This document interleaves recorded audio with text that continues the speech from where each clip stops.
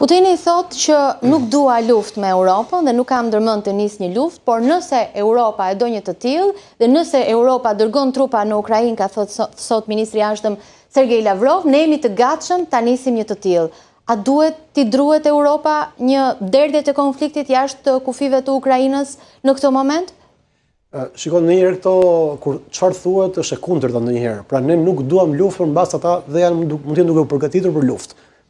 Jo me gjithë Europën, por mbase me vendet balltike apo me disa rajone të tjera rusofone që kanë në Gjeorgji, ka Transnistria, në Moldavi, ata mund të gjejnë dhe po e bëjnë, kanë provokime nëpërmjet dronësh, nëpërmjet sulmeve kibernetike të hapësirës ajrore të Bashkimit Evropian, pra ka forme të ndryshme hibride lufta, nuk është vetëm luftë konvencionale direkte. Por që pra qëllimet e vërteta nuk thuhen asnjëherë se kush janë, por edhe analistët të ndryshëm gjykonin se fjalët e Lavrovit linin gjithsesi ishin evazive në kuptimin që nuk e thonin se kush janë vijat e kuqe, përveç faktit që nëse ndërhyjnë me trupa ushtarake, nuk e thonin se kush cila ndërhyrje konkretisht nëpërmjet trupave ushtarake është një vijë kuqe, që do të thotë duan ta lënë Evropën të pasigurt që të ketë frikë që të reagojë me forca ushtarake. Pra është e kalkuluar dhe kjo gjuhë e Kremlinit për të Dërgimi i mundshëm i trupave europiane në Ukrainë mund të jetë pjesë e një plani ose garancive të sigurisë të cilat Kievi po i kërkon. Por cilat do të ishin këto garancitë që do të kënaqnin dhe Kievin, që në një farë mënyrë nuk do të armiqsonin edhe më shumë Moskën dhe që do të shërbenin si një garant që Moska nuk do të sulmonte në të ardhmen, që do të ishin të pranueshme nga ana tjetër edhe nga presidenti amerikan Donald Trump, i cili ka qenë evaziv në ato që ka thënë dhe i paqartë her pas here duke sugjeruar që nuk do të ketë trupa të NATO-s, nuk do të ketë trupa amerikane, por është folur që ka pasur një lloj dakordësie me europianët për dërgimin e një kontingjenti trupa paqëruajtëse. Ky është një skenar, domethënë futuristik dhe domethënë do duhet që të hyrim pak në rolin e parashikuesit për të thënë se çfarë do ndodhte nëse zoti Trump, po të mbajmë parasysh në bombardimin e Iranit, thoshte që sulmi do ndodhi për 2 javë, sulmi ndodhi brenda pak ditësh. Që do thotë, nisur nga ky precedent, nga kjo taktikë diplomatike,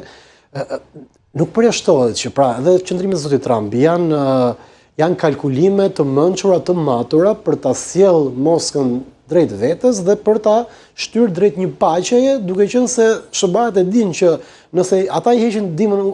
Ukrainës totalisht, me ndihmë europiane, Ukraina do të jetë më e dobësuar dhe do të ketë një frerë më pak për ta ndaluar Moskën që të bëjë ato që do në Ukrainë. Kurse me fuqinë diplomatike dhe ushtarake amerikane si suport, Ukraina është më e mbrojtur, por dhe me kaq mbrojtje po çedon, po lëshon terren, si thua. Kështu që nëse Evropa vendos të ndërhyjë ushtarakisht, do të ishte një vendim, nëse nuk është i koordinuar me amerikanët, që pa precedent, kthen kursin totalisht të kontinentit dhe rishikon aleancat strategjike dhe gjeopolitike në kontinent dhe në atë pikë unë dyshoj që pavarësisht retorikës amerikane, që amerikanët do të braktisnin Evropën. Që pa mendueshme. Sepse t'ishte puna ashtu dhe kishin braktisur që në luftën e dytë botërore. Nuk duhet mendohet një tërheqje e trupave. Por nuk e mendoj dot edhe për arsye qoftë pragmatiste biznesi. Evropa është një biznes shumë i mirë për amerikanët. Vazhdon të jetë. Ka qenë e tillë që nga plani Marshall, kur firmat amerikane hyrën dhe rindërtuan gjithë Evropën, duke dhënë kredi apo grante të kushtueshme dhe duke vendosur instaluar baza ushtarake, raketore apo të bërthamore në Evropë. Tani, si mund të heqësh dorë nga gjithë kjo është qendra e kontrollit të gjithë kontinentit. Çfarë po bën Trumpi? Është një lojë presioni? Është lojë presioni për ta shtyrë Putinin që të pranojë një paqe që përndryshe ai nuk do ta pranonte dhe do të shkonte edhe më tej, duke e shpërbërë Ukrainën më shumë. Kështu që nëse Evropa bën nxënësin e pa bindur, që del nga rreshti dhe bën me kokën e saj, Trump në retorikë fillimisht patjetër do ta dënonte, do të mbante qendrim të ashpër, do të bënte sikur të ta braktiste, por në një përballje midis Moskës dhe Evropës nuk mendoj se do ta lëshonte Amerika Evropën, pikërisht. Është e qartë. Presidenti amerikan Donald Trump duket se e do një marrëveshje të shpejtë, një marrëveshje e cila përfshin edhe lëshim të territoreve të rajonit lindor të Donbasit, edhe aty ku Rusia nuk e kontrollon, që është rreth 30% e territorit, por kemi parë zotin Zelenski që po i bën rezistencë këtij plani, po përpiqet me çdo kusht të formsojë një plan të ri ose të bindë presidentin amerikan të mos e pranojë një kusht të tillë në marrëveshje. Kjo e ka zemëruar presidenti Amerikan Donald Trump, të cilin e kemi parë të përdor një gjuhë të ashpër edhe ndaj presidentit Volodymyr Zelenski, duke e cilësuar atë duke e akuzuar se po shfrytëzon luftën për të shmangur zgjedhjet, duke sugjeruar në një farë mënyre që është një lloj lideri i legjitim në vendin e tij. Si e keni lexuar këtë deklaratë? Zelenski në këtë moment, fakti që kur ju hoq ndihma e rikognicionit amerikan,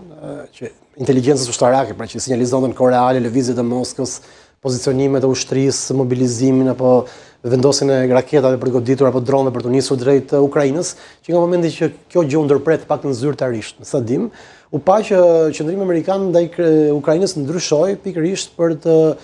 bërë të mundur arritjen e një paqe, pra për ta lënë Zelenski më të dobët që të pranojë paqen, sepse ata e panë që Zelenski ka tendencën që